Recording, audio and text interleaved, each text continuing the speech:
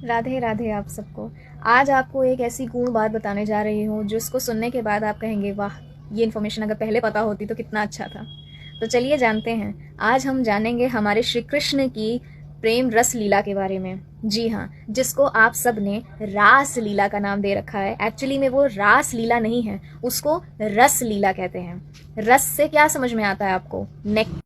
Nectar का मतलब होता है स्वीट लव, जो सोलफुल लव होता है, मीन्स जो आपकी आत्मा में होता है। शारीरिक प्रेम ना हो करके जो आत्म प्रेम होता है, जो अंतर्मन के इमोशंस होते हैं, वो होता है रस। और लीला क्या है? एक्ट, प्ले करना या डांस करना। मतलब जो एक सोलफुल डांस है, जो हमारे अंदर की जो आत्मा है, उसका जो संपूर्ण प्रेम है जो हमारी आत्मा में बसता है, उस प्रेम को किसी न किसी एक्ट के द्वारा, किसी नृत्य के द्वारा, किसी प्ले के द्वारा प्रस्तुत करना, उसको कहते हैं रस लीला। और आप लोगों ने इसको क्या बना के रखा है? रास लीला। भैया श्री कृष्ण गोपियों के साथ रास लीला करते थे। अपने पुराणों को तो पढ़ा नहीं, जाना नहीं, और ऊट पटांग बातें दूसरों की सुन करके उसको कंटिन्यू कर दिया। इसीलिए मैंने ये वीडियो बनाया ताकि सबको ये मैं समझा सकूं अपने वीडियो के माध्यम से कि भैया रास लीला नहीं होता है, उसको कहते हैं रस लीला। एक ऐसी प्रस्तुति जिसमें आप अपने आत्म प्रेम को दर्शाते हो जो आपके लिए, आपके मन में है, अपने ईश्वर के लिए। ये भगवान और भक्त के बीच में जो प्रेम संबंध होता है, जो प्रेम होता है, जो आत्मा तड़पती है अपने ईश्वर से मिलने के लिए, जो प्रेम भाव आता है, वही रस लीला है। बस उसको दिखाने का एक तरीका है नृत्य, जो कि आपको शायद ही मालूम होगा कि इस रस लीला में प्रत्येक गोपियां जो थी, वो सब के सब तो पहले ऋषि मुनि थे, गोपियां नहीं थी। वो सब के सब लीला करने के लिए श्री कृष्ण के साथ एकत्रित हुए थे।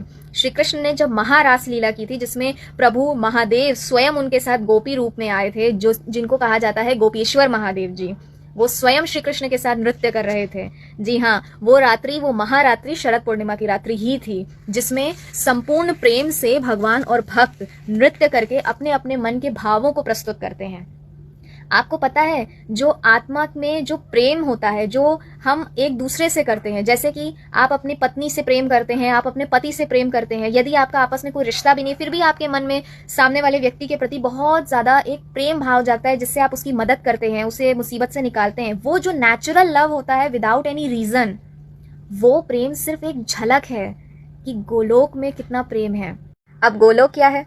वैकुंठ से भी बड़ा और वैकुंठ से भी परम धाम जो है वो गोलोक है। वैकुंठ के ऊपर जो धाम आता है, जहाँ श्री कृष्ण निवास करते हैं श्री राधा रानी के साथ, उस लोक का नाम है गोलोक। गोलोक नाम क्यों है? गो मीन्स काऊ, काऊ मीन्स गाय, और लोक जहाँ पे श्याम सुंदर हमारे जो हैं वो समस्त अपनी प्यारी प्यारी गैयाओं के साथ, अपने गोप के साथ, गोप उनको कहा जाता है जो गाय चराने वाले बालक होते हैं, जो उनके गाना नहीं था, छोटी छोटी गैया छोटे छोटे ग्वाल, वही ग्वाल जो गायों का ख्याल रखते हैं, वह उनको गोप भी कहा जाता है। तो समस्त गोप, समस्त गोपियों के संग जो गैया है, जो श्याम सुंदर के साथ रहते हैं उस लोक में, उसे गोलोक कहते हैं। श्याम सुंदर अकेले श्री राधा रानी के साथ नहीं रहते हैं, वहां उनकी समस्त गैया भी रहती हैं, उनके गोप सखा भी रहते हैं, और उनकी गोपियां भी रहती हैं। जी हाँ, वही होता है गोलोक। जो स्पिरिचुअल वर्ल्ड गोलोक है, जहाँ स्वयं श्री कृष्ण श्री राधा रानी के साथ विराजते हैं, वो प्रेम का एक छोटा सा अंश मात्र है जो हम एक दूसरे से करते हैं। तो सोचिए श्री कृष्ण का प्रेम कितना अद्भुत है, कितना गोलोक में तो ये शब्दों में बता पाना असंभव है। आपकी भक्ति यदि सच्ची है, यदि आपको सच में अपने ईश्वर से प्रेम है, तो आप इस चीज को जरूर समझ पाएंगे जो मैं आपको समझाने का प्रयास कर रही हूँ।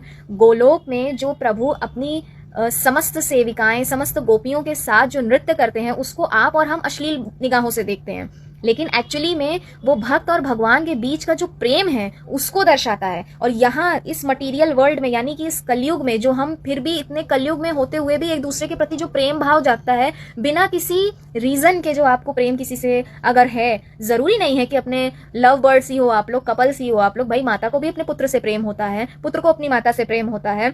यदि आपका किसी से कोई रिश्ता भी नहीं है, फिर भी आपके मन में उसके लिए प्रेम भाव होता है, ये सोच के कि अरे जाने दो, बेचारा है, बड़ा दुख है उसको। तो ये जो भावना आपके अंदर है, ये भी प्रेम ही है।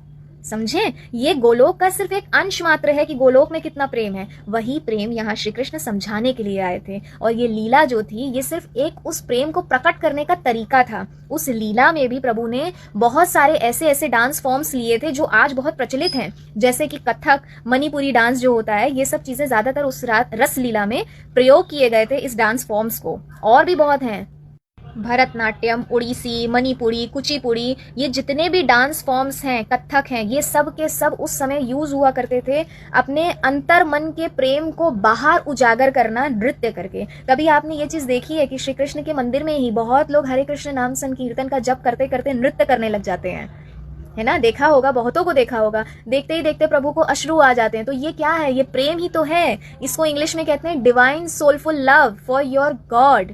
समझ रहे हैं? इसी प्रेम को ही असलियत में प्रेम कहा जाता है, और ये गोलोक का सिर्फ एक अंश मात्र है। तो जरा सोच के देखिए कि गोलोक में जब श्री कृष्ण रहते हैं तो कितना भयंकर प्रेम वहां पे होता होगा। कोई किसी से मन में भेदभाव नहीं रखता। इस कलयुग में तो खैर बहुत जहर है, लेकिन गोलोक में ऐसा कुछ भी नहीं है, जहाँ पे श्री कृष्ण हमारे निवास करते हैं महारानी श्री राधा रानी के साथ। तो कृपा करके अपने ईश्वर के बारे में और जानने का प्रयास कीजिए। रास लीला नहीं होती है, वो रस लीला होती है, और प्रत्येक लीला के पीछे प्रभु का कोई ना कोई उद्देश्य छुपा होता है। तो उस उद्देश्य को समझिए और अपने प्रभु की बेइज्जती करना बंद कीजिए और जानिए अपनी संस्कृति के बारे में। राधे राधे।